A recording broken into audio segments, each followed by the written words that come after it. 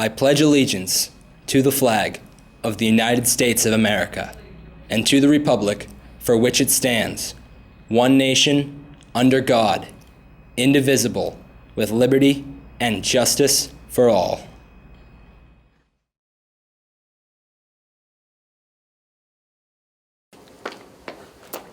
Oh, Sebastian? Oh, Connor Galvin, Clown College. nice to meet you, I guess. Do you like know laws? I mean, I guess. Do you like crippling student debt? Not really. We don't have to worry about that at Clown College. Alright, no, I'll come. So you're in? Yeah, I'm in. All right. Alright. This is the right place with. Oh, who are you here to see? Big man. Come on in.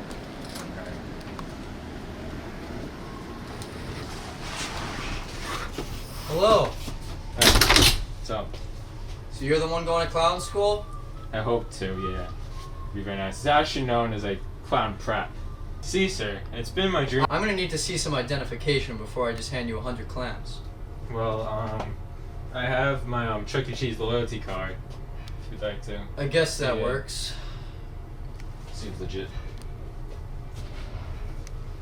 What, are you gonna get me a $5 footlong? Says Get outta Subway. here. But- Alright, It'll so you work. do understand there's gonna be some interest, right? Yes. Or else there's gonna be some collateral. Yeah. You know what I'm Whatever. saying? You better have the money. Yes, I'm finally gonna be clown.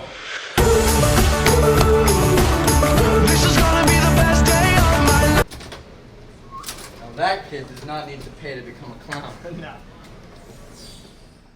Good morning, King Philip, and welcome back to this week's edition of Wake Up Warriors. The LGBTQ+ community has pushed through generations of oppression to get to where they are now, but there's still much work to be done to reach full equality. To honor the struggle of those that came before us, the GSA will be partaking in the National Day of Silence next Friday. We talked to their advisor, Dr. Shebley, about what to expect that day. Hi, I'm Dr. Shebley. I am the faculty advisor for the GSA, which stands for Gender Sexuality Alliance at King Philip High School. We invite you to join the KPGSA once again this year in observing the Day of Silence. Friday, April 12th marks the 24th annual Day of Silence. The Day of Silence was founded in 1996 as a class project at the University of Virginia, when a group of students wanted to bring attention to anti-LGBT name-calling, bullying, and harassment on campus. The Day of Silence has become the largest single student-led action towards creating safer schools for all students, regardless of sexual orientation, gender identity, or gender expression. The purpose is to silently and peacefully protest anti-lesbian, gay, bisexual, and transgender bullying, harassment, and name-calling. Our students will join with hundreds of thousands of students in thousands of schools nationwide in the Day of Silence. Students can show their participation by carrying a Glisten Day of Silence card, which will be handed out in the cafeteria. They can also wear a Day of Silence t-shirt or the Mardi Gras rainbow beads that will be in the cafeteria all of next week. Students will try their best not to speak throughout the day. They will hand out the Day of Silence cards to others to explain why they are silent. With the permission of their teachers, participating students will have the option to remain silent during class. Thanks for your support of the KPGSA and the Day of Silence. Please contact Dr. Shebley with any questions or concerns. April marks the beginning of Autism Awareness Month. According to the Centers of Disease Control, autism affects an estimated 1 in 59 children in the United States today. We know that there are many subtypes of autism, most influenced by a combination of genetic and environmental factors. Because autism is a spectrum disorder, each person with autism has a distinct set of strengths and challenges. Our NHS is planning some activities this month to help create awareness for students who may be affected. April is Autism Awareness Month, and we are holding through NHS a bunch of different things for Autism Awareness Month. So we wore blue this week. We are also doing some Unos and other fundraisers, and we will also be doing things like selling buttons that are made by some of the peer mentors through peer mentoring, and we'll be selling other things to try to donate money to autism and research for autism. KP Cares is teaming up with the National Honor Society on opening day, and we're going to be raising some money in the cafeteria for Autism Awareness Month. Coming up next week, we have opening day for KP Cares. During this event, they'll be selling like popcorn and doing a lot of activities during lunch, and all the proceeds that KP Cares makes from this event will be going to ASAN, or Autism Self-Advocacy Network, which is the organization we chose to have all the proceeds go to throughout this month. So it's April 9th, so make sure to wear your Red Sox gear and bring extra money because we're going to be selling popcorn in the cafeteria, and also the cafeteria ladies are going to be making like baseball game day themed food and stuff like that. So bring extra money and be prepared to help support us with autism awareness that day. Yeah. My nephew is 2 years old. His name is Connor, and he was recently diagnosed with autism. My brother and sister-in-law took him to visit the doctor because he was having trouble speaking. He's pretty nonverbal right now, but with a few weeks of therapy, a few months of therapy really, he says quack quack and he says crocodile. So we're hoping to hear more traditional words like mama and dada from him soon, but we'll take quack quack and crocodile anytime. College basketball fans will be glued to their TV tomorrow night as this year's Final Four matchups will square up beginning at 6 p.m. Here's KPSN's Tim Crowley with more on that. After what has been a thrilling tournament so far, it all comes down to the Final Four this weekend at US Bank Stadium in Minneapolis. Only a single #1 seed remains in the Virginia Cavaliers, who are joined by the Texas Tech Raiders, the Auburn Tigers, and the Michigan State Spartans. After a devastating loss in the first round last year, Virginia showed their prowess as a top seed by steamrolling through the bracket. Texas Tech found their way to Minneapolis by pulling off a huge upset win over #1 seeded Gonzaga in the Elite Eight to advance to their first ever Final Four. To the extreme appeal of alumni Charles Barkley, Auburn roared through the tournament as a 5 seed and eventually knocked off Kentucky in the Elite Eight. Finally, Michigan State had the win of the tournament, defeating the powerhouse Duke Blue Devils, who could not escape with a win for the third straight game. With a variation of seeds and playing styles, this year's Final Four looks to be totally unpredictable. My bracket did pretty well. I guess most of the Final Four right, but I had Gonzaga winning and they lost, so I guess it didn't do that well. I had Duke going all the way, but I still have 2 of the Final Four teams. It's looking pretty good. I did terrible. My Final Four was all wrong. Didn't get a single Final Four. I had Duke and Kentucky as my 2 national championship teams, and obviously we know how that went, so not too hot. I filled in the Providence College Friars before they didn't even get into the tournament. But I didn't have a good bracket at all. It was a tough year this year. All 4 of my teams are gone. I think they've been gone since the Sweet 16. I had Duke and the usual people, North Carolina. I think Auburn's going to win. They've already taken down North Carolina. They've already taken down Kentucky.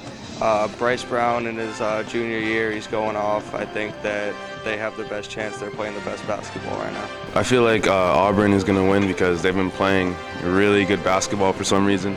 Auburn's a hot team. They're playing pretty well, but Michigan State's got the experience and the coaching. So I think it's I would say one of those 2 teams would probably be the ones to go with. I think Virginia has the best chance to win. Definitely Virginia, since they're the last remaining 1 seed. They're going to have a lot of confidence, so they'll destroy these teams. I'm going to say Virginia. They're a 1 seed. I like to play it safe. I think Michigan State is probably going to win it, even though I can't stand it when Magic is happy. But I think Michigan State is going to win it. They seem to be playing the best ball when the best ball is needed. So I'd go with Michigan. I like Auburn, believe it or not. I think they got the momentum. I think they got the fire and the desire. I mean, I know they're underdogs, but this is, I think, their first Final Four. And they got Charles Barkley from behind them, so I think they're good. And anybody but Duke. So it's going to be a victory for all of us. As many of America's favorite bands grow older, their concerts just become more and more exclusive. The legendary Rolling Stones were set to start their No Filter tour later this month, but Mick Jagger's health has put a rain check on their final tour. Here's KPTV's Mia Valencia with more details. One of the most famous and revolutionary bands of all time is the Rolling Stones. They've been attracting fans since the 1960s, with frontman Mick Jagger's flamboyant antics and Keith Richards' electric guitar staying strong since the very beginning. The Rolling Stones have been performing for nearly 50 years, and current fans were excited to hear that they would be touring North America in their No Filter tour. Even though Mick Jagger is 75, Keith Richards is 74, Charlie Watts is 77, and Ronnie Wood is 71, they have maintained the excitement of their concerts. But now, they have announced that their No Filter tour has been postponed due to health issues affecting the band's frontman. Mick Jagger announced earlier this week that he must undergo heart surgery today in order to replace a valve in his heart. Doctors assured him that he will make a full recovery so he can go on performing, but the tour will have to wait. Jagger has turned to Twitter to apologize to his fans. He tweeted, "I'm so sorry to all our fans in America and Canada with tickets. I really hate letting you down like this. I'm devastated for having to postpone the tour, but I will be working very hard to be back on stage as soon as I can. Once again, huge apologies to everyone." Many ticket holders are concerned, especially since ticket prices are so high for this historic tour. I'm not going to lie, when I heard about this postponement and the surgery for Mick Jagger, I was pretty upset. I spent a lot of money on Rolling Stones tickets, and I'm not sure how I'm going to feel if something happens to Mick Jagger. Doctors say that he may bounce back quickly and could be back on stage in a couple of weeks, but as of now, the tour that was scheduled to begin on April 20th has been postponed.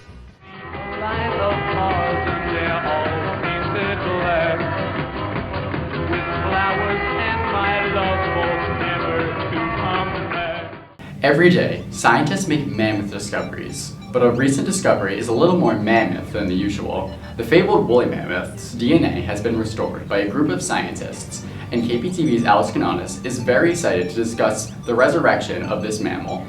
The movie Jurassic Park focused on the idea of bringing the dead back to life and reconstructing animals that had long been extinct. It also contained this iconic line by actor Jeff Goldblum. I don't think you're giving us our due credit. Our scientists have done things which nobody's ever done before. Yeah, but your scientists were so preoccupied with whether or not they could that they didn't stop to think if they should. Goldblum's character feels that it is wrong to play God, and for years we in the real world have followed his beliefs. Nowadays, however, we seem to be following in the footsteps of the Jurassic Park scientists, but not with dinosaurs, with a woolly mammoth. I mean, it's hard to get fat on a vegan diet. I'm not fat. It's all this fur. It makes me look poofy.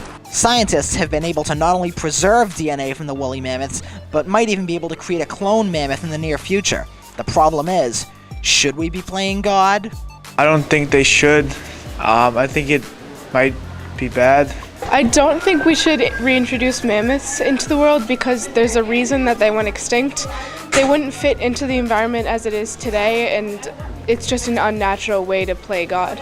I don't think it's necessarily unethical. I'm not sure really, but it could be good for, it's good for science. I don't think we should reintroduce mammoths into society, as it would be unnatural for the ecosystem. And reintroducing it into the, like I said, the biomes and the ecosystems would throw off the food chain significantly for the places that were affected. I think we should clone woolly mammoths and bring them back because I see as though we need to reintroduce them into the environment and see how they do with natural selection, maybe whatnot, see how they would live their lives. I think it'd be pretty cool.